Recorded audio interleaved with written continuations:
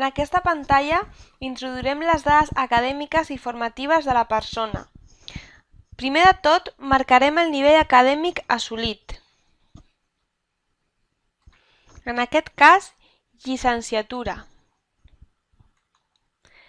Tot seguit, anirem afegint la seva formació. Per exemple, comencem per formació reglada. Clicarem el botó Afegir. Se'ns obrirà una pantalla més petita on haurem d'escollir el nivell, com hem dit, llicenciatura. Següent, haurem d'escollir la titulació específica, en aquest cas, Administració i Direcció d'Empreses. Següent, aquí serà on hem d'indicar del centre on s'han realitzat els estudis, si la formació està encara en curs i l'any de finalització.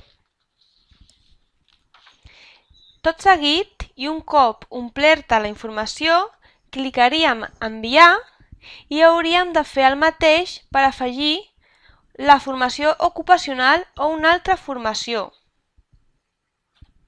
Abans de continuar, informarem dels carnets professionals. En aquest cas, posarem el CAP i monitor de lleure. De la mateixa manera, podríem indicar, si fos el cas, que té carnet de manipulador d'aliments, així com una altra observació que creguem oportuna.